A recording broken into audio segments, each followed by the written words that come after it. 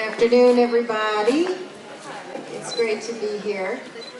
I will present some information about different housing strategies we're employing in the city of Oakland.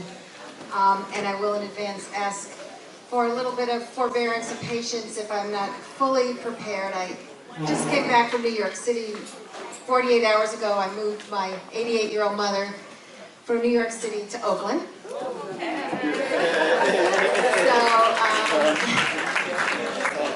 It was a project. So I'm still sort of recuperating.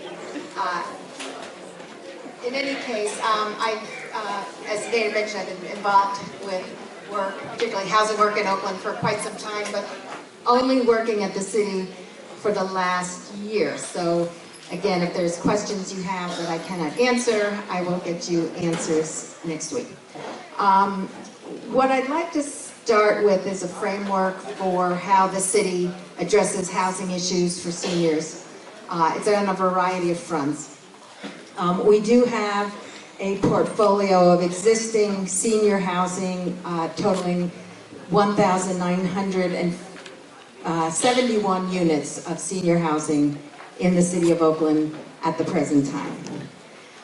Most of those are affordable. 1,951 of that are affordable senior housing units that are rental housing. What we had back in the day in terms of funding to make that happen were two major sources of funding that frankly don't really exist anymore. One was statewide redevelopment funds, which you may be familiar with, that get deployed locally, and federal Section 202 funds. So I would say that that has put a bit of a stress on our ability to deliver more units in the same quantity as we had in the past. But the good news is, in terms of our current pipeline, we have 430 units of affordable housing for seniors currently in construction. There are that are affordable. 321 are being built in a single building on International Boulevard. It's called International Senior Housing at 105000 International Boulevard. We have we have another project under construction over Brooklyn Basin, Vista Estero, and that's going to be 109 units of senior housing. They just started construction in December. And then in July, next month, another 50 units of senior housing will be constructed right here on San Pablo Avenue, but more toward downtown, 3268 San Pablo Avenue. So we do have units in construction now. We also have another 3 properties that are in what's called the pre-development phase. So it'll take some time to assemble all the funding and get everything ironed out, but those 3 properties total another 158 units. So all totaled, we've got 638 units soon to be delivered to the community that will house low-income seniors. So I think that's really, really great news.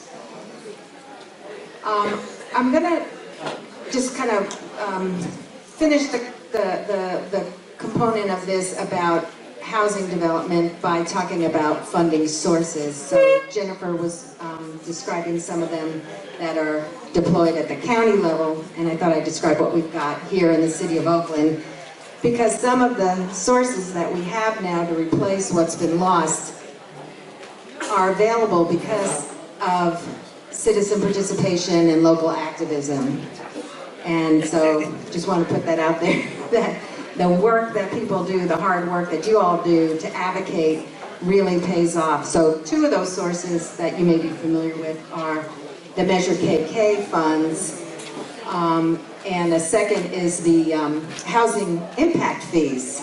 So we're beginning to see those come through, and those sources are just tremendous because, again, the federal government has sort of been MIA on a lot of things, but certainly on affordable housing, and then at the state level without redevelopment, we've been challenged. So we've got the impact fees, we've got Measure KK, we do get some funds from the federal government under what's called the HOME program. It is a little bit of money, not a lot, and then we have some other sort of miscellaneous sources like loan repayments, so we have developers who they pay off loans and we get to recycle those funds back in for new projects. We will be releasing a notice of funding availability in August, and it's been 2 years since we released one, so this is going to be a wonderful moment to basically ask the developer community to bring us proposals to build more housing. And just circling back to the advocacy and activism area, at the moment we focus kind of generically on affordable housing. We want to serve as many people in differing situations, but this is the time to speak specifically about certain sectors of the population, most notably seniors, to the extent that you'd like to see the city target that type of housing. But we will be pushing out information to the public about getting proposals in the next, I'd say, 30 to 45 days. The other areas where the city assists in housing is we do have a rehab program for owner occupants where we can provide emergency minor home repair funds, as well as loan funds for retrofitting and improving homes that seniors may live in so that they can remain living in those properties in a safe and decent condition.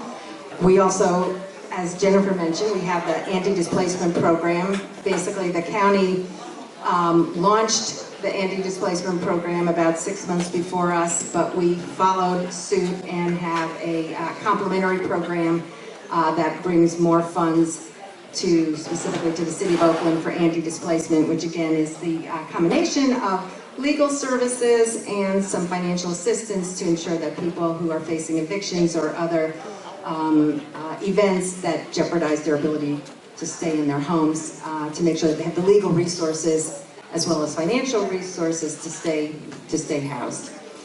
And then lastly, we have the rent adjustment program, sometimes known as rent control. We have seen our city council at the city of Oakland add new layers of tenant protections legislatively, so we have a very active rent adjustment program. They're going to be ramping up their public outreach efforts to make sure that everyone who is in a covered rental unit as a tenant, as well as landlords who own such properties, are aware of the law, understand how to access their rights and responsibility under the law, and use it in the manner in which it was intended, which is to ensure that rents stay stable and that evictions are kept to a minimum and only to the extent allowed by law. So that's my presentation, and we'll hand it to Alessia. Thank you very much.